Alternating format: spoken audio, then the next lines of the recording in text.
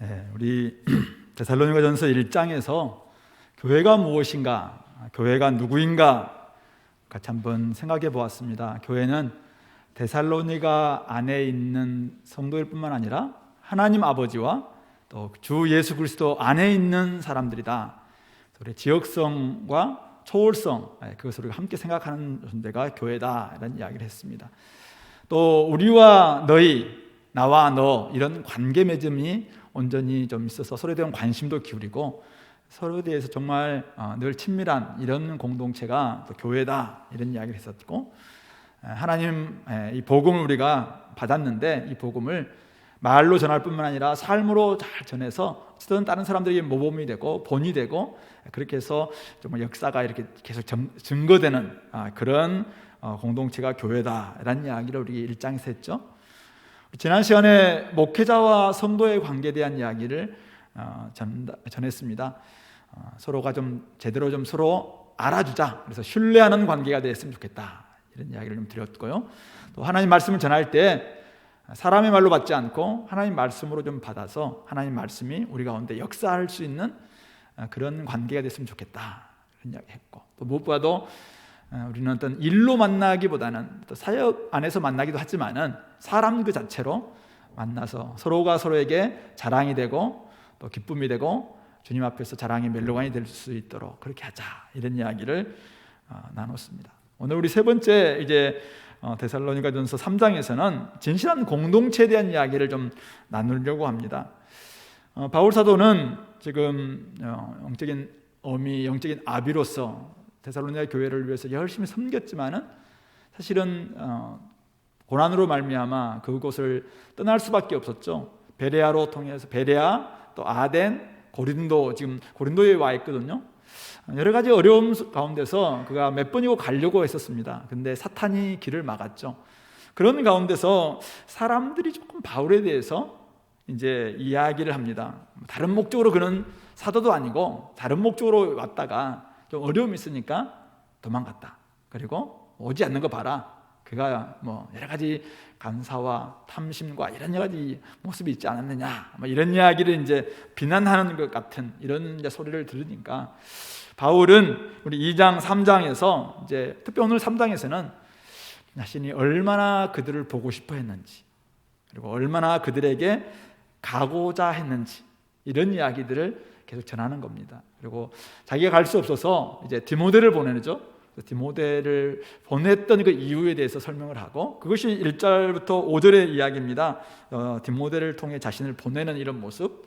그리고 6절부터 13절에서는 디모데를 통해서 그 다음에 그들이 자기를 얼마나 또 보고 싶어한다, 또 믿음과 사랑의 소식이 들려지는 걸 통해서 바울은 굉장히 많이 사랑을 받습니다. 그래서 힘을 받죠. 그래서 이제는 내가 살게 되었다, 내가 기쁘다, 내가 이제는 밤낮으로 너희들을 위해서 기도한다, 이런 마음들을 표현하고 있는 이런 그 모습을 보는데요. 오늘 저는 이런 교회와 이 사역자인 디모데 간의 이런 모습 보면서 진실한 공동체, 복음 공동체가 어떤 공동체여야 될 것인가, 이런 내용들을 한번, 원리들을 한번 생각해 보았으면 좋겠습니다. 오늘 바울이 1절 보니까 이러므로, 앞에 이제 그들이 그 사람 자체로 자랑이고 자랑의 멜루간이고 주님 앞에서 너무나 귀한 존재이기 때문에 우리가 참다 못하여 우리만, 바울과 실라만 아덴에 머물기로 하고 우리 형제 디모데를 보내었다라는 이야기를 하고 있죠. 5절에서도 이러므로 나도 참다 못하여 너희 믿음을 알기 위해서 그를 보내었노니, 보내었다라고 이야기합니다. 바울이 디모데를 교회에 보낼 수밖에 없었던 이유가 무엇이었는가? 물론 자기를 향한 오해를 좀 풀고 싶은 이런 마음도 있었겠죠. 그러나 더 큰 이유는 2절 3절을 보면은 이렇게 나와 있죠. 디모데를 보내노니 이는 너희를 굳건하게 하고 믿음에 더욱더 굳건할 수 있도록, 그리고 너희 믿음에 대하여 위로함으로 아무도 이 여러 환난 중에 흔들리지 않게 하려 합니다, 이렇게 이야기를 하고 있습니다.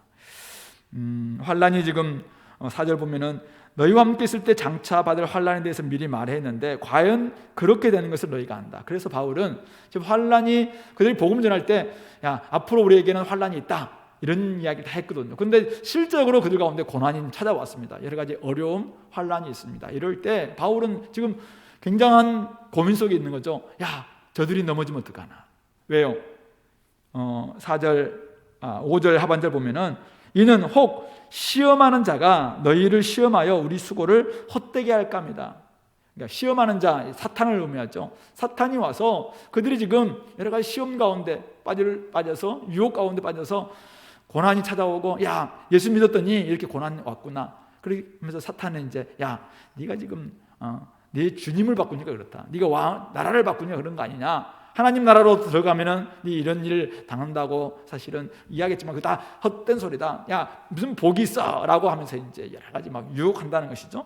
그럴 때 결국은 그들이 다 무너질 수밖에 없다면은 바울의 수고는 다 헛될 수밖에 없잖아요. 그러므로 이제 그런 모습 속에서 믿음을 위로하고 또 환난 중에 흔들리지 않게 하기 위해서 지금 디모데를 보내고 있는 것입니다. 참다 못하여 보냈다라고 이야기합니다.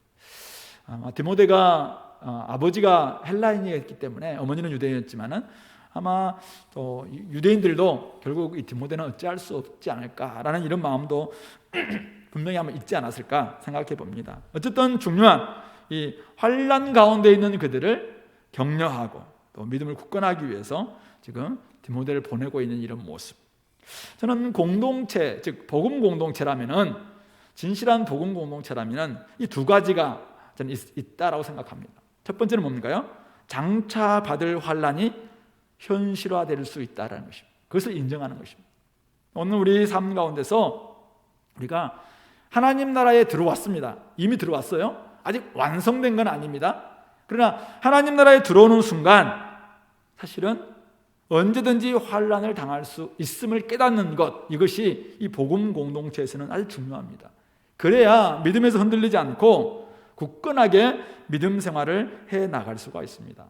바울은 그래서 이 복음을 전할 때 장차 받을 환난에 대해서 분명히 그들에게 증거했습니다. 그들도 알겠습니다. 우리가 장차 우리에게는 고난이 있군요. 그들이 사실 인정했겠죠. 그런데 막상 환난이 닥쳤을 때 어떻게 됩니까? 연약한 지체들은 넘어질 수밖에 없습니다. 낙심하게 됩니다. 신앙을 버릴 수도 있습니다. 이럴 때 두 번째, 시험하는 자가 막 그들을 시험할 때 누가 필요합니까? 진실한 복음 공동체라면, 진정한 공동체라면 믿음의 선배들, 믿음의 동지들, 믿음의 동역자들, 이들이 지원하는 겁니다. 격려해 주는 것이죠. 이런 모습이 될 때 이게 바로 진정한 복음 공동체다라는 것을 생각해 볼 수 있습니다. 그래서 우리 믿음의 여정을 종종 등산에 비유하기도 합니다. 짧은 얘기, 우면산 말고 등산, 1915m 정도 되는 지리산, 천왕봉, 1950m 되는 저기 한라산, 백록담 이런 데 올라갈 때 혼자 사실은 가면은 지쳐서 못 갑니다. 근데 옆에서 힘들고 어렵고 막 이럴 때 앞에서 끌어주고 뒤에서 밀어주고 막 이렇게 격려해주는 사람이 있을 때 올라가면은 기쁨을, 나중에는 막 힘들어도 같이 올라가는 사람이 있어서 우리가 격려를 받는, 제가 한번 이야기했죠. 우리 목사님과 함께 올라갔던 지리산 천왕봉도 참 즐겁고 힘들었지만은 나중에 감격이 있었던, 올라가니까 한쪽에는 막 햇빛이 나는데 한쪽은 막 눈이 와 있는 막 이런 모습 보면서 우와 막 기쁨을 누렸던 그 기쁨이, 그 올라가는 여정 가운데서 우리가 서로 격려하면서 올라갔기 때문에 가능했던 그 있었고, 또 한 번의 경험이 옛날에 청년 시절 때 교회에서 한 열 몇 명이 이제 밤에 12시에 출발해서 아침에 일출 볼 거라고 올라갔던 그때 기억이 있습니다. 그래서 저희 교회에 굉장히 건강한 자매가 한 명 있었어요. 굉장히 건강한 자매였는데, 그냥 앞에서 우리 형제들이 막 이렇게 끌고 가고 뒤에서 밀고 막 이렇게 하면서 밤을 새벽 5시 몇 분까지 아마 천왕봉에 올라갔던 것 같아요. 올라갔는데 가니까 막 많은 사람들이 보고 있으면서 막 우리들을 막 박수 쳐주더라고요. 보니까 이제 그 자매가 오르니까 전부 다, 야, 어떻게 저렇게 올라왔냐 하면서 이제 같이 올라온 것에 대해서 막 격려하는 이런 박수를 쳤고, 그때 이제 다 일출을 바라보면서 와, 그 모든 그 힘들었던 그것들이 다 이렇게 정말 이렇게 해소되는 그런 기쁨도 만끽했던. 근데 어쨌든 늘 기억하는 것은 그겁니다. 그때 일출이 참 아름다웠다, 이것뿐만 아니라 함께 올라갔던 이 여정이 사실은 내 혼자였다면 갈 수 있었겠는가. 옆에서 지쳐 있을 때마다 또 손잡아주고 끌어주고 함께 해주는 그런 사실은 동역자들, 친구들, 또 선후배들이 있었기 때문에 우리가 갈 수 있었다는 것입니다. 먼저 걸어갔던 선배들이 사실은 이야기해 주는 것, 당했던 고난들, 또 받았던 시험, 이런 것들을 나누어주고 또 곁에서 함께 해주고 있는 우리 동역자들, 동지들이, 친구들이 지원해주면서 격려해주는 것, 이것은 공동체에서 그는 어떤 것과도 바꿀 수 없는 값지고도 귀한 사실은 하나님의 선물이라고 생각할 수 있습니다. 그런 의미 속에서 우리 교회는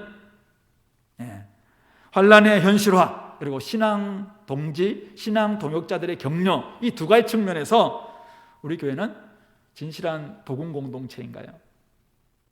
한번 생각해 보시기 바랍니다. 하나님을 알아가고 알려주는 사명을 감당하고 있는데 우리가 진실한 복음 공동체인가 이거죠. 복음 때문에 환난을 경험하고 있는가? 복음 때문에 내가 지금 어떤 고난을 경험하고 있는가? 복음 때문에 이것을 포기하고 자기를 부인하고 나의 십자가를 짐으로 말미암아 이런 어려움들 내가 경험하고 있는가? 그리고 그런 것들을 같이 나누고 있는가 이거죠. 그리고 이런 복음 때문에 고난을 경험하고 있는 지체들을 우리가 격려하기 위해서 힘이 되어주고 또 격려가 되어주는 그런 동지들, 동역자들, 선후배들, 이런 모습들이 우리 가운데 있는가 이거죠. 오늘 바울은 전도여행을 다니면서 우리 제1차 전도여행을 보시면은 이고니온, 루스트라, 더베 그 지역에 가서 복음을 전합니다. 그리고는 사실은 그곳에서 바울이 거의 죽을 정도로 사실은 환난을 경험합니다. 고난을 당했습니다. 그리고는 다시 그가 돌아서 그 지역을 갑니다. 고난 당했던 그 지역에 가서 왜? 그들을 격려하기 위해서 갑니다. 가서 했던 말이 우리 사도행전 14장 22절에 나와 있는데 하나님의 나라에 들어가기 위해서는 우리가 많은 고난을 받아야 됩니다라는 이야기를 합니다. 그들을 격려하면서 하나님 나라에 들어가기 위해서는 우리가 많은 고난을 받아야 된다 이렇게 이야기합니다. 이것을 그냥 양복 쫙 빼입고 아무런 고난도 받지 않았던 사람이 야 우리가 하나님 나라에 들어가면 고난 많이 받아야 돼 이렇게 막 은혜로운 이야기 했다고 하면은 그들이 사실 도전을 받겠습니까? 근데 바울이 그들 눈앞에서 거의 죽을 지경까지 가는 것을 봤거든요. 근데 그들이 다시 도망칠 줄 알았는데 돌아와서 바울이 그들을 격려하면서 하나님 나라에 들어가려면 우리가 많은 고난을 받아야 된다 이렇게 격려했을 때 그들이 맞아 이렇게 되지 않겠냐, 이런 모습들이 우리 가운데 필요한 것입니다. 성도의 고난 당연히 있다는 것입니다. 하나님 나라에 들어오려면은 복음과 함께 고난 받는 것, 이것은 당연한 이치다라는 것입니다. 왜요? 이 땅은 세상 임금이 지배하는 땅이기 때문에 그렇습니다. 시험하는 자가 끊임없이 우리에게 자기가 왕이라고 주장합니다. 자기가 끊임없이 나를 믿어라 그러면 내가 복 주겠다. 예수님께 시험했던 그 마귀는 지금도 저와 여러분들에게 찾아와서 끊임없이 이야기합니다. 근데 우리는 그것을 거절하고 거부하고 예수님을, 하나님을 우리의 왕으로 모신 하나님 나라의 백성이 되었습니다. 그러므로 그들이 가만두겠냐 이거죠. 이미 그들의 머리는 사실은 깨졌지만은 아직도 사지가 다 살아있어요. 아직도 이 꼬리가 막 살아있어서 우리에게 막 해코지랍니다. 그래서 이 땅에 고난 이런 것들이 계속 상존하고 있다라고 이야기하고 있는 것이죠. 그러므로 이런 것들을 알려주는 사람이 필요합니다. 우리 예수님도 제자들에게 이야기하죠. 너희가 세상에서 환난을 당하나 담대하라 내가 세상을 이겼노라. 우리 주님께서는 환난이 있다라는 이야기를 명확하게 이야기합니다. 세상에서는 너희가 환난을 당할 겁니다. 그러나 염려하지 말라. 내가 세상을 이겼다. 결국 내 안에만 있다면은, 그리스도 안에 있다면은 우리는 이긴다라는 이야기를 해줄 수 있는 그런 사람들이 옆에서 있어야 한다는 말씀이죠. 우리 환난을 겪고 있는 지체들을 돕는, 격려하는 방법은 여러 가지일 것입니다. 지난주에 제가 토 주일날 여러 가지 행사들이 있었잖아요. 그래서 하고 나니까 몸이 너무 이렇게 지쳤습니다. 그래서 모임이 하나 있는데도 불구하고 도저히 안 됐으니 집에 갔는데 너무 이렇게 몸이 다 지치니까 이렇게 하다가 앞으로 제대로 하겠나. 그래서 제가 만져보니까 여기도 흐물흐물, 여기도 흐물흐물. 근육이라는 게 잘 안 없어요. 옛날에는 저도 한 근육 제가 있었거든요. 그래서 누구랑 팔씨름하면 앉고 막 이렇게 했는데 옛날 뭐 연탄 배달하고 막 그럴 때는 그랬어요. 근데 지금은 뭐 맨날 이거나 하고 있고 막 이렇게 하니까 근육이 없어요. 그래서 야, 이렇게 되겠나? 이러다 죽겠다. 막 이런 데가 있잖아요. 그런데 가수 김종국이 이제 누군가를 막 하는 걸 제가 잠깐 봤어요. 이 친구가 뭐 가수인 줄 알았더만 가수가 아니더만 보니까. 완전히 막 해가지고 뭐 이걸 위해서는 이런 걸 먹어야 돼, 저걸 막 하면서 하는데, 야, 얘는 정말 이 트레이너구나 이런 생각이 들었습니다. 제대로 가르쳐준다. 그래서 야, 이렇게 하니까 이렇게 생기고 막 이렇게 막 하는데, 야, 얘는 정말 대단한 녀석이네, 이런 생각이 들었습니다. 그러면서 제가 말씀 준비하면서, 야, 우리에게도 운동 트레이너처럼, 헬스 트레이너처럼 누군가에게 스스로 자기가 이 고난을, 환난을 견딜 수 있도록 만들어주는 그렇게 트레이너가 필요하겠다, 이런 생각이 들었습니다. 그래서 그 방법들은 다양할 거라고 생각합니다. 오늘 바울 보세요. 참을 수 없어서 그는 그들에게 지금 어떤 일이 당하고 있는지 잘 모릅니다. 그래서 사실 바울도 지금 아덴에 올 때도, 여러분들이 우리 대학생들은 이제 사도행전 PBS 하면서 보셨겠지만 사도행전 17장에 보면은 그가 베레아에서 또 여전히 또 고난을 당합니다. 그래서 결국 밤에 다시 배 타고 이렇게 아덴까지 오는데, 아덴에 혼자 옵니다. 혼자. 실라와 디모데는 베레아에 남아있죠. 혼자 왔을 때 그가 너무 힘들었어요. 그래서 빨리 자기를 데려온 사람한테 가거든, 빨리 좀 디모데와 실라 좀 오라고 해라, 이렇게 그 부탁까지 합니다. 근데 그런 가운데서 뭐 그가 아덴에서 이제 막 복음도 막 전하고 이렇게 하잖아요. 근데 그럴 때 다시 실라와 디모데가 왔을 때 얼마나 기뻤겠습니까? 그런데 교회를 생각해 보니까, 데살로니가 교회를 생각해 보니까 자기는 견딜 수가 없는 거죠. 그래서 참을 수 없어서 다시 이 디모데를 보내는 것입니다. 그 정도로 어쨌든 이들에게 이 누군가가 환난 당하고 있는 데살로니 교회에는 격려자가 필요하다, 트레이너가 필요하다 생각해서 지금 디모데를 보내는 이런 역할들을 감당하고 있는 것이죠. 우리 페이스메이커라고, 우리 같이 마라톤을 할 때 옆에서 같이 뛰어주는 사람들 있잖아요. 이런 사람들이 꼭 필요합니다. 한 번씩 우리 재정 집사님이 이제 이렇게 와서, 목사님, 이번에도 누가 이렇게 목적 헌금을 냈습니다. 그래서 이제 누구에게 헌금, 누구에게 좀 이렇게 드렸으면 좋겠습니다. 이름까지 지정해가지고 이렇게 바치시는 분들이 있어요. 그래서 참 감사하죠. 그래서 그런 지체들이 역시 어려운 지체들에게 이렇게 힘이 되어주고 있구나, 이런 것을 이제 경험하는데, 그렇게 하면서 제가 이제 우리 교회 자체가, 저는 공동체가 좀 페이스메이커가 좀 됐으면 좋겠다, 이런 생각이 들었습니다. 그래서 이것을 한두 사람, 물론 은혜 받은 사람들이 자발적으로 하는 것도 참 중요한데, 공동체가 어쩌면은 이런 부분에서 좀 전략적이고 조금 시스템이 돼 있어서 이들을 잘 격려하고 힘들어하는 사람들에게는 다 이렇게 가는 이런 일들이 좀 있었으면 좋겠다. 그래서 재정적인 부분과 관련되어서는 요즘 기도하면서, 이제 우리 교회는 절기가 없잖아요. 근데 제가 부산에 있을 때는 절기 헌금을 다 외부로 이렇게 흘려보내자라고 해서 이제 절기 헌금을 이렇게 많이 강조하고 그렇게 했었는데요. 어쨌든 저희 교회는 뭐 절기 별로 지키지 않지만은, 그래도 우리에게는 너무 기쁜 날들 있잖아요. 부활절, 성탄절, 추수감사절, 이 3번 정도의 이런 시간을 통해서 어쨌든 2번 정도는 우리 교회 안에 있는 힘든 사람들을 잘 좀 도울 수 있도록 좀 이렇게 펀드를 좀 만들어주고, 그리고 한 번의 절기를 가지고는 외부에도 힘든 사람이 있을 텐데 그런 사람들을 우리가 섬길 수 있는 이런 것들이 있다면 참 그들에게 이 페이스메이커가 되어줄 수 있지 않겠습니까? 격려가 되어주고, 때로는 힘들어서 너무나도 다른 건 다 하는데 진짜 밥을 먹을 수 없는 이런 상황에 있는 사람들이 요즘도 있을 수 있다는 거예요. 그럴 때 우리가 조금 이렇게 지원해 준다면, 교회가 조금 이런 시스템을 만들어서 그렇게 해준다면 그들이 얼마나 격려가 되겠나, 이런 생각이 들었고요. 또 하나, 이제 이 재정적인 것뿐만 아니라 우리 안에도 이 신앙의 선배들 있잖아요. 선배들. 우리 교회에 이제 몇 분 안 되지만은 참 귀한 50대 이상의 우리 장년 산부들, 이런 분들이 계십니다. 이분들은 산전, 수전, 공중전, 해전 다 겪었던 분들입니다. 신앙의 다양한 정말 이 근육들을 가지고 있는 이런 분들이죠. 어쩌면 이분들은 김종국보다 훨씬 더 진짜 이분들은 삶을 살아가면서 많은 것을 경험했던 분들입니다. 그래서 우리가 방문객이라는 시에 보면은, 그렇죠? 한 사람이 온다는 것은 그 사람의 사실은 인생이 오는 거잖아요. 그 사람의 삶에 엄청난 이야기가 오는 거잖아요. 그 이야기를 우리가 그냥 흘려보내지 말았으면 좋겠다, 이런 생각이 듭니다.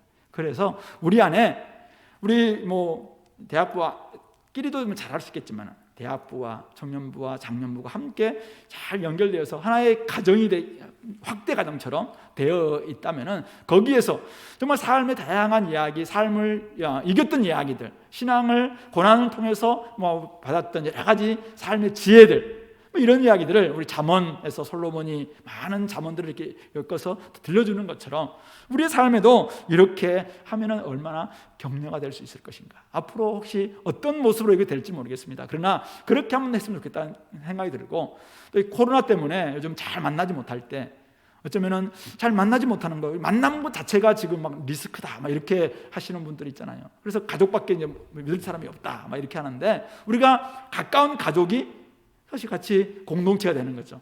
그래서 우리 작년부터 한번 시도하려고 했었는데 잘 안 되긴 했어요. 그냥 지역 공동체. 자, 우리 시안군 같이 이렇게 지역 공동체가 있고, 용인에 지역 공동체가 있고, 또 저기 파주에 뭐 지역 공동체가 있고, 또 어디에 지역 공동체 있다면 우리 공동체 방들이 있듯이 이렇게 있다면은 이들이 같이 어려운 때일수록 또 격려가 되고 힘이 있고, 어쨌든 주를 깨끗한 마음으로 부르는 사람들과 함께 의와 믿음과 사랑과 화평을 쫓는 이런 원리 속에서 우리가 좀 지역 공동체가 만들어지고, 그러면서 같이 그 안에서 얼마든지 서로 격려가 되고 힘이 되어준다면 참 좋겠다 이거죠. 그렇게 한다면 우리가 400명, 우리 공동체는 늘 이제 400명을 이야기하지만 이게 사실은 나와 너의 관계가 잘 안 될 때가 많거든요.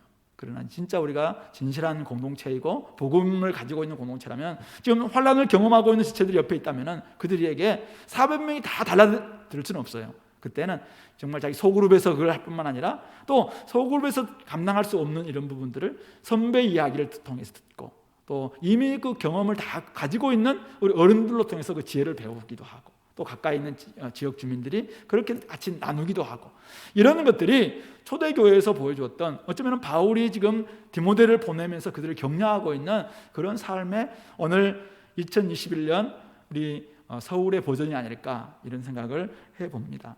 어쨌든 앞으로 우리가 복음을 이제 더 본격적으로 전할 때, 다양한 이제 방식으로 또 복음이 증거될 때 더 많은 환난의 이야기들은 들려올 겁니다. 이럴 때 우리가 어떻게 할 것인가? 그것은 당연하다. 환난을 당하는 것은 현실화되는 것은 당연하다. 그렇다면 이 당연함을 혼자 견뎌라, 이렇게 해서는 안 된다는 것이죠. 그래서 옆에 지원해 줄 수 있는 공동체를 만들어주고, 격려해 줄 수 있는 사람들을 붙여주고, 그런 시스템을 통해서 함께 만들어가는 우리 공동체가 될 수 있기를 소망해 봅니다. 디모데가 이제 전해준 소식으로 인해서 바울은 어떻게 그가 마음에 이렇게 기쁨이 생겼는가, 그런 이야기가 6절부터 13절에 등장하고 있는데요. 바울이 디모데로부터 받았던 내용, 즉 디모데가 돌아와서 보고한 내용이 무엇이었습니까? 오늘 6절 보니까 나와 있죠. 지금은 디모데가 너희로부터 와서 너희 믿음과 사랑의 기쁜 소식을 우리에게 전하고, 또 너희가 항상 우리를 잘 생각하여 우리가 너희를 간절히 보고자 함과 같이 너희도 우리를 간절히 보고자 한다 하니, 이거죠. 성도들의 믿음, 또 사랑, 이것을 기쁜 소식이라고 이야기하고 있습니다. 복음이 기쁜 소식인데, 오늘 성도들이 믿음 안에 잘 크고 있다는 소식, 사랑 안에서 잘 섬기고 있다는 소식이 바울에게는 기쁜 소식, 복음이었다라고 이야기하고 있죠. 그러면 뿐만 아니라 보고 싶다는 소식이죠. 바울이 정말 그들을 보고 싶었거든요. 간절히 보고 싶었습니다. 근데 그들 또한 바울을 간절히 보고 싶다라는 이런 소식을 들었을 때, 오늘 7절, 이러므로 형제들아, 우리가 모든 궁핍과 혼란 가운데서 너희 믿음으로 말미암아 너희에게 위로를 받았다. 바울은 그 위로를 받았다라고 이야기하고 있습니다. 공동체, 진실한 공동체의 진면목이 무엇일까라고 이야기할 때 저는 바로 이것이라고 생각합니다. 진짜 믿음으로 잘 자라가고, 사랑 안에서 잘 섬기고, 그리고 서로에 대해서 진짜 보고 싶어 하고, 서로에 대해서 관심 있어 하고, 서로에 대해서 진짜 간절히 막 만나고 싶어 하고, 이런 모습이 있는 것, 이것이 바로 진실한 공동체, 복음 공동체의 진면목이 아닌가 이거죠. 오늘 8절에서 그러므로 너희가 주 안에 굳게 선즉 우리가 이제는 살게 되었다, 살리라라고 이야기합니다. 이 표현을 이제는 숨쉬게 되었다, 이런 표현입니다. 호흡이 되었다. 그들이 지금 자기를 보고 싶어하고, 그들이 복음 안에서 믿음 안에 잘 살고 있고, 그리고 서로에 대해서 사랑으로 섬기고 있고, 그리고 바울을 향한 그 간절한 사랑도 마음도 여전히 간절하다. 이런 소식이, 이거 자체가 복음 그 자체는 아니잖아요. 근데 성도들의 그 소식이 도리어 바울에게는 복음이 되었고, 그것으로 말미암아 이제는 내가 숨을 쉬게 되었다. 이제는 우리가 살리라. 이렇게. 그동안은 거의 죽게 되었다. 하나님 앞에서 그들로 말미암아 9절에서는 모든 기쁨으로 기뻐하게 되었다. 이렇게 합니다. 그래서 그들로 인한 이 어떠한 감사로 하나님께 보답할까 생각하면서 10절 주야로 심히 간구하게 되었다. 그러니까 그들이 공동체로서 진실하게 복음에 걸맞은 그런 삶을 산다는 그 소식을 듣자마자 바울에게는 어떤 변화가 있냐면은 바울이 이제 내가 살게 됐다. 와, 너무 좋다. 너무 감사합니다. 하나님 아버지 진짜 감사합니다. 아멘, 할렐루야. 막 이런 마음이 생기게 됐다는 거죠. 그리고 마음속에 막 기쁨이 막 일어나는 거예요. 저들이 하나님 앞에 바로 살고 있네. 그리고 성도끼리 서로 사랑을 베풀고 사랑을 또 주고받고 살아가고 있다는 소식 뿐만 아니라 내가 그들을 정말 보고 싶어 했는데 그들 또한 나를 정말 보고 싶어 한다는 이런 이야기니까 너무 기쁜 거예요. 그래서 하나님이 주시는 그 기쁨이 그를 완전히 사로잡고 있는 것입니다. 이런 모습으로 회복됩니다. 그리고 세 번째가 주야로 심히 간구하는, 더 기도하는. 기도의 내용이 11절부터 13절의 내용이죠. 내용은 세 가지로 요약할 수 있는데요. 첫 번째는 그들의 얼굴을 보게 해달라. 갈 수 있도록. 왜요? 10절에 나와 있는 것처럼 그들의 믿음에 부족한 것을 보충하게 하려고 하나님 아버지 나로 하여금 갈 수 있도록 도와주십시오 라는 것입니다. 두 번째는 성도 피차간의 사랑이 더욱더 넘칠 뿐만 아니라 그 사랑이 흘러갈 수 있도록 많은 사람, 모든 사람에게까지 더욱 많아질 수 있도록. 그러니까 믿음은 믿음에서 믿음으로 자라가는 거잖아요. 그래서 바울은 이들이 지금 믿음 안에서 잘 서 있어요. 지금 기쁜 소식이었어요. 근데 바울이 기도합니다. 하나님, 제가 꼭 갈 수 있도록 도와주십시오. 가야 될 이유가 있습니다. 저들이 지금 잘 서 있는 이 믿음이 더욱 자라갈 수 있도록 도와주십시오. 이게 첫 번째 기도 제목이었어요. 두 번째 기도 제목은 그들이 지금 서로 사랑하고 있어요. 그게 기쁜 소식이었어요. 근데 하나님, 저들이 이 사랑이 성도간끼리 사랑할 뿐만 아니라 그 사랑이 더욱 흘러넘쳐서 더욱 많아져서 모든 사람들을 다 사랑할 수 있는 이런 아가페 사랑으로 확장될 수 있도록 도와주십시오라는 것이 두 번째 기도 제목입니다. 세 번째 기도 제목이 뭡니까? 그들의 마음이 굳건하게 되어서 그리스도 강림 때까지 계속될 수 있도록, 주님이 오시는 그날 모든 성도들과 함께 오게 될 텐데 그때까지 하나님 우리 아버지 앞에서 거룩하고 흠이 없도록 그들이 자기 자신에 대해서도 하나님 앞에서 제대로 좀 설 수 있도록, 그래서 부끄럽지 않는 그런 모습이 되게 달라고, 소망을 하나님 그리스도의 재림 때까지 온전히 두고 거기에 걸맞은 거룩과 흠이 없는 삶을 살게 해달라고 바울은 지금 기도하고 있는 것입니다. 저는 이 바울의 기도를 보면서 이제 공동체 안에서 우리가 어떤 기도를 해야 될 것인가 이런 기도를 한번 배우게 되는데요. 헨리 나우엔의 영적 발돋움이라는 그 책이 있잖아요. 혹시 옛날 책이라서 좀 요즘은 잘 읽히는지 모르겠는데 옛날 저희들 때는 굉장히 도전받았던 책입니다. 그래서 그 영적 발돋움이라는 책에서 보면은 우리의 영적 생활은 사실 우리가 나 혼자 있을 때는 외롭잖아요. 근데 외로움에서 이제는 외로운 모습으로 있는 것이 아니라 더욱더 자기 자신에게 더 깊이 이제는 이 발돋움에서 내가 하나님 앞에서 홀로 설 수 있는 데까지 나아가야 된다. 이렇게 이야기합니다. 그러니까 영어로는 이제 from loneliness에서 to solitude까지 나가야 된다. 그래서 이게 홀로 있음과 외로움은 다른 것이다. 이렇게 이야기해주고 하나님 앞에서 부끄럽지 않는 모습으로 우리가 나아가야 된다. 이게 사실은 첫 번째 발돋움입니다. 두 번째 발돋움은 사실은 우리가 사람들끼리 얼마나 적대적입니까? 얼마나 사람들이 서로 만나지 않으려고 하고 서로 리스크라고 생각하고 이렇게 깨어져 있습니까? 근데 이런 관계에서 이것을 정상으로 보면 안 된다는 거죠. 이제는 우리가 서로를 정말 환대하고 온전히 받아주고 이런 모습이 될 수 있도록 적대감에서 환대로 온전히 발돋움해야 된다. 그래서 옆으로의 발돋움이라고 헨리 나우엔은 이야기합니다. 세 번째는 우리는 굉장히 환상 가운데 살아가죠. 이 땅에서 다 정상인 것처럼 살아가고 내가 괜찮은 것처럼 살아가고 이렇게 하지만은 그런 환상에서 기도로 하나님께 하나님 위로 발돋움해야 된다. 이렇게 이야기합니다. 우리의 믿음이 이 땅에 있는 눈에 보이는 것으로만 사는 것이 아니라 우리 기도함으로 말미암아 하늘로부터 사실은 어떤 것을 공급받아서 기도하는 삶, 제대로 기도하는 삶으로 위로 발돋움해야 된다라는 것을 그분이 이 삼중의 발돋움 이런 개념으로 우리 영적의 성장을 표현하고 있는 책이었는데요. 저는 이 바울의 기도가 딱 그거라고 생각합니다.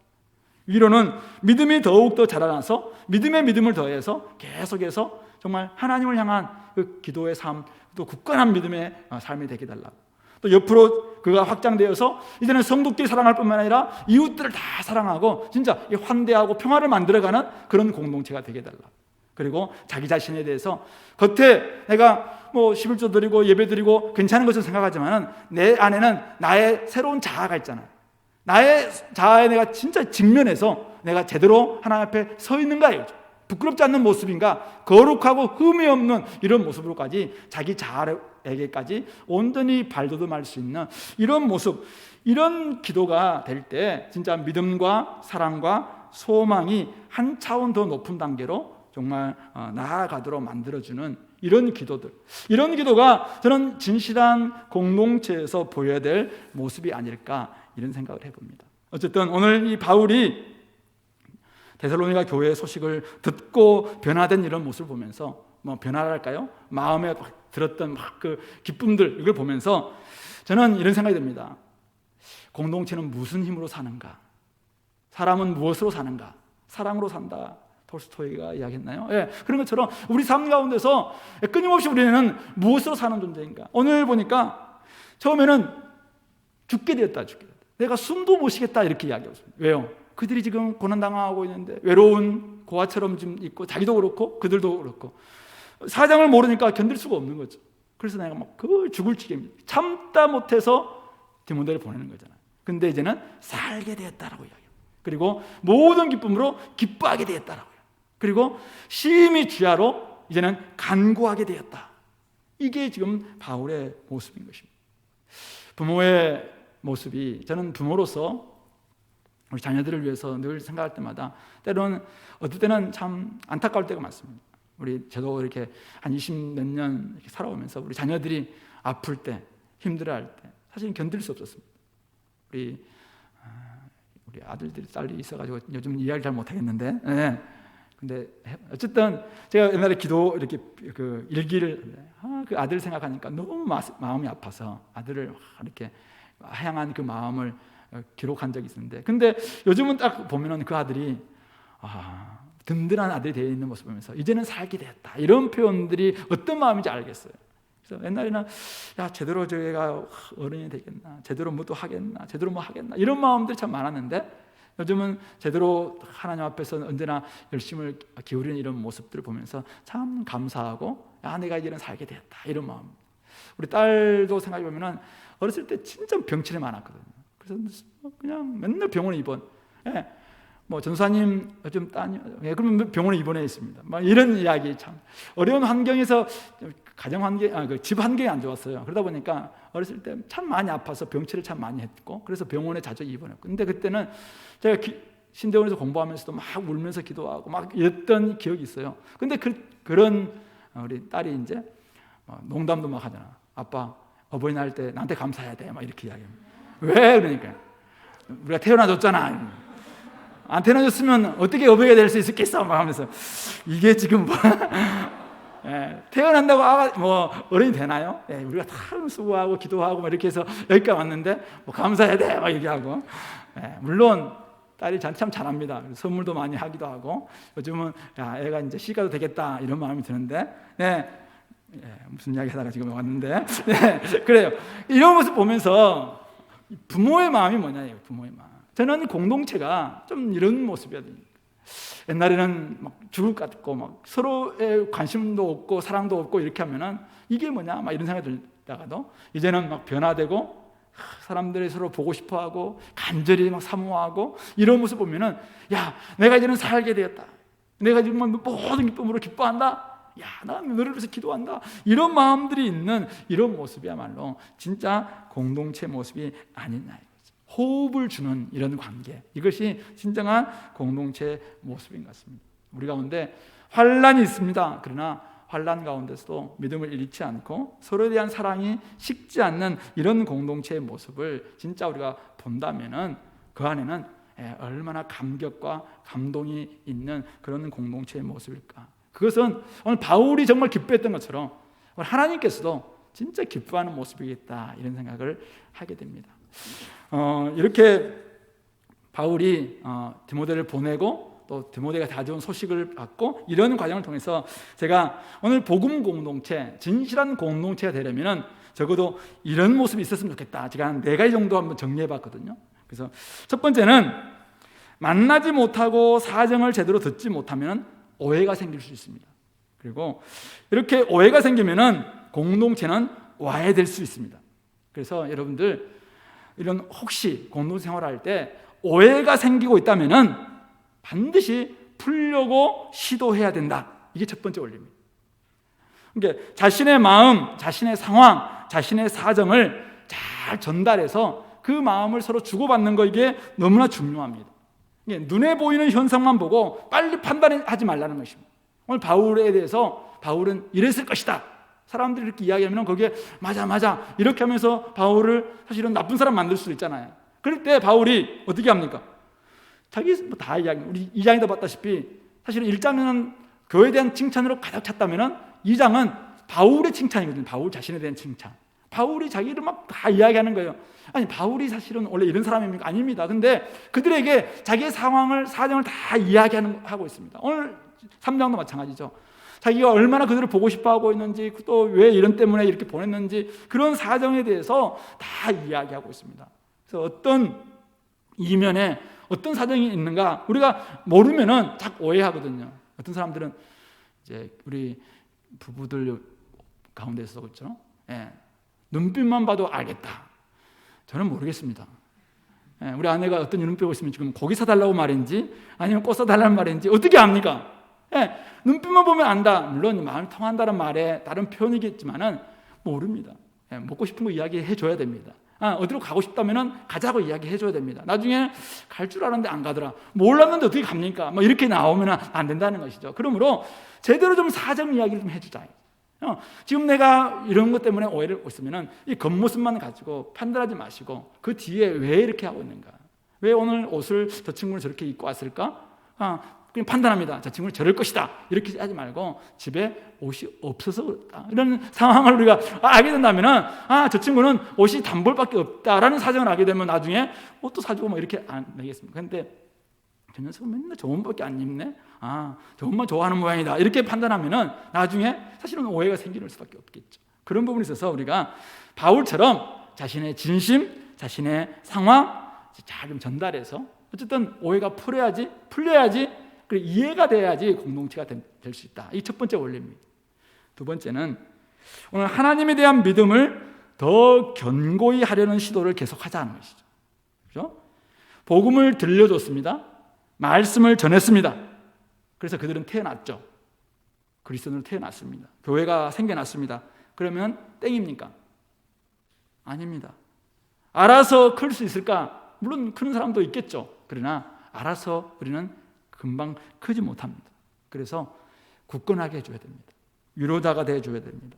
믿음을 알기 위해서 백방으로 노력해야 됩니다. 믿음의 부족함을 보충하기 위해서 바울은 자기를 좀 가게 달라고 계속 이렇게 기도하고 있지 않습니까? 그러므로 때로는 환난에 대해서 알려주고 시험하는 자 사탄으로부터 보호하기 위한 그런 노력들, 그래서 우리가 같이 격려해주고 아까 등산할 때 같이 막 이렇게 해주는 것처럼 그런 시도뿐만 아니라 자기가 갈 수 없다면, 오늘 바울은 자기가 안 되니까 참다 못해서 디모데를 보냅니다. 사람을 보내고 격려를 보내고 기도를 보내고 편지를 보내고 이렇게 다양한 시도들, 어쨌든 나를 그에게 보내는 것이 그에게 믿음에 좀 더 성장할 수 있겠다 한다면 어떤 방식으로도 하자는 것이죠. 그리고 공동체는, 이 복음 공동체는 그냥 머물러 있으면 안 됩니다. 우리 보고서 중에 한 번 그런 보고서가 있어요. 저 형제는 변함이 없습니다. 한결같습니다. 아래쪽으로 한결같다. 늘 변함없다. 이렇게 하양 쪽으로 쭉 한결같다. 이렇게 돼서는 안 되겠죠. 점점 우리 자라갈 수 있도록 노력이 필요한 것이죠. 다양한 시도를 통해서 어쨌든 믿음이 더 경고히 되는 것, 아까 우리 하나님께로 점점 발돋움해 나갈 수 있도록 옆에서 도와주는, 이것이 우리 복음 공동체의 두 번째 원리다 생각이 들고요. 세 번째 원리는 진실한 공동체라면 제발 서로에 대해서 사랑을 표현하자. 사랑을 표현하는 이런 시도, 오늘 저는 바울을 보면서 바울이 경상도 사람이었다면 이렇게 안 했을 것 같아요. 낯간지럽게 이렇게 간절히 보고 싶다, 내가 참다 못해서 누굴 보낸다, 내게는 사실은 경상도 분들 이런 게 표현 안 하거든요. 알제? 이렇게 하고 마는 거잖아요. 알기는 뭘 알아요? 모릅니다. 이걸 몰라요. 그래서 좀 가르쳐줘야 됩니다. 보고 싶으면 보고 싶다, 내가 너희들 생각해서 잠도 못 자겠다, 참다 못해서 내가 디모데를 보낸다, 야 너희들이 이런 거 소식을 들으니까 내가 이제는 좀 살게 되었다, 이런 말을 해줘야지 이게 사실은 알죠. 그리고 우리도 마찬가지입니다. 좀 낯간지러운 표현들 좀 하자. 이게 지금 세 번째 우리 진실한 공동체 원리입니다. 물론 사랑의 언어가 다섯 가지만 있겠습니까? 그분은 5가지라고 얘기했지만 더 많은 사랑의 언어가 있겠죠. 그러나 계속 표현하면서 이것을 코드를 맞춰 봐야 되겠죠. 그래서 우리 안에 진짜 다양한 표현들을 통해서 우리 부부 사이, 또 형제 자매 사이, 공동체, 우리가 진짜 사랑, 정말 그리스도의 복음이 우리 안에 임함으로 말미암아 우리는 사랑의 공동체다, 그런 이야기를 들을 수 있도록 다양한 사랑을 표현할 수 있는 우리 교회가 꼭 될 수 있기를 간절히 소망합니다. 마지막 하나만 더 이야기하고 마무리하겠는데요. 아직도 가야 할 길이라는 책을 쓴 아주 유명한, 요즘은 이렇게 옛날 제가 대학 시절 또 그 이후에 이제 간사하면서 읽었던 스카펙이라는 분이 있습니다. 이분이 책을 많이 쓰셨는데 그분이 쓴 그 평화 만들기라는 책이 있어요. 그 책의 원제가 보니까 The Different Drum, 그래서 다른 북 이런 뜻도 있고, 어떤 분은 이제 다른 변주, 다른 연주 이렇게 이제 번역을 했던데, 그 책에서 이제 이야기하는 게 이겁니다. 공동체를 형성하는 요건들 중에, 그러니까 어떤 어려움이 없는 것처럼, 갈등이 없는 것처럼 가장하는 것. 그러니까 우리는 공동체 보면 어떤 사람 보면은 다 웃고 있는 공동체잖아요. 참 보기 좋은 것처럼 보여요. 근데 그거는 그분의 표현이라면 그것은 사이비 공동체다. 즉 유사 공동체다라고 이야기합니다. 공동체가 아니라는 것입니다. 공동체는 사실은 이런 가면들을 다 벗고 이제는 혼란이 온다 할지라도, 두 번째 단계가 혼란인데, 혼란이 오고 여러 가지 갈등이 온다 할지라도 그것을 표현하는 것입니다. 그렇게 할 때 그 안에서 이거 서로 맞춰주기 위해서는 이제는 마음을 비우고 자기의 편견도 버리고 선입견도 좀 버리고 그 안에 있었던 오해도 좀 버리고, 그러면서 마지막 4번째 단계가 공동체가 만들어진다라는 그런 이야기를 하고 있습니다. 저는 우리 공동체가 정말 서로가 서로에 대해서 이런 좀 가장하려고 하는, 진실되지 않는 이런 모습, 좀 이 유사 공동체와 같은 이런 모습들을 견지하는 한 공동체가 제대로 될 수가 없습니다. 그래서 여러 가지 어려움이 있거나 마음이 있으면 그것을 표현해야 됩니다. 서로가 서로에 대해서 정말 인정해 주면서 이 표현하는 이걸 통해서 오늘 이 3장에서 보여주고 있는 것처럼 오해가 이해로 바뀌고, 연약한 믿음이 단단한 믿음으로 바뀌고, 자기중심적 사랑이 타인에게로까지 확장되는 넘치는 사랑이 될 수 있습니다. 그리고 오직 표때 그리스도의 재림 때까지 우리가 온전히 거룩하고 흠이 없는 그런 모습으로 나아가는 그런 성도로 키우기 위해서는, 결국 성도 되기 위해서는 우리 안에 가장하려고 하는, 자꾸 이게 허위로운 모습처럼 뭔가를 이렇게 변장하고 마스크 쓰고 지금 있으니까 자꾸만 우리의 속 마음까지도 다 이렇게 하려고 하는 이런 태도로는 결코 안 된다라는 사실이죠. 그러므로 우리가 서로가 서로를 좀 격려하면서 인정하면서 나아갔으면 참 좋겠다 생각됩니다. 그 책에서 스카펙이 재밌는 이야기를 하나 해줍니다. 서문에서 나오는 이야기인데요. 랍비의 선물이라는 이야기입니다. 그 이야기를 하고 제가 오늘 마무리하겠는데요. 어떤 수도원이 있었습니다. 그 수도원은 18세기에 이제 계몽주의와 19세기의 자유주의로 인해서 옛날에 굉장히 왕성했던 그 수도원이었는데 다 떠나고 이제 수도원장 한 사람과 수사 4사람만 남아있는 그런 수도원이었습니다. 근데 거기에 어떤 분이 영웅한 랍비가 근처에 이제 오셨다라는 이런 소문이 들렸습니다. 그래서 이 수도원장이 그 랍비를 찾아갑니다. 랍비여, 어떻게 하면 우리 이 수도원이 제대로 좀 부흥하고 새로운 이 활기를 되찾을 수 있겠습니까? 혹시 하나님께로 받은 뭐 메시지 같은 거 없냐? 이렇게 묻습니다. 이때 랍비가 잘 모르겠다고, 없다고. 그래서 이제 이렇게 헤어지려고 하는데 랍비가 딱 한마디 합니다. 그런데 당신 그 수도원에 메시아가 계신다고, 구원자가 있다고, 이런 이야기를 합니다. 그 이야기를 받고 이제 돌아와서 그 이야기를 합니다. 그 수도사들 불러놓고 5명이서 막 이야기를 하죠. 야, 우리 안에 뭐 답은 잘 모르겠는데 우리 안에 메시아 구원자가 있다고 하는데 누구일까? 이렇게 하면서 각자가 이제 서로에 대해서 막 생각해 봅니다. 혹시 저 수도 원장님이 메시아가 아닐까? 그러니까 막 그분이 메시아일 수도 있겠다 싶으니까 막 그분을 좀 기대하고 존중하고 막 이런 마음이 됩니다. 또 서로에 대해서도 혹시 저분이 아닐까? 김 수사가 아닐까? 박 수사가 아닐까? 막 이렇게 하면서 서로에 대해서 저분일 수도 있겠다. 이렇게 이제 막 이렇게 합니다. 그리고 또 한편으로는 어쩌면은 나도 잘 모르겠지만 나일 수도 있지 않을까? 이런 마음을 가지고 그들이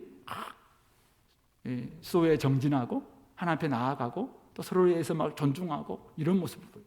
이런 분위기가 조금 이 수도원의 분위기를 굉장히 온화하게 만들어줍니다. 그래서 근처에 놀러 왔던 분들이 그 오니까 여기는 다른 데서 느끼지 못한 그런 막 엄청난 이렇게 따뜻함과 이런 것들을 느끼는 거예요. 그러니까 그곳에 와서 기도하는 사람들이 더 많아지게 되고, 그러다가 나중에 젊은 수사들이 이제는 이곳을 좀 배우고 싶다 이렇게 해서 들어오게 되는 이런 일들이 벌어졌다라는 그 랍비의 선물이라는 이야기를 이분이 서론에서 서문에서 쓰고 있습니다.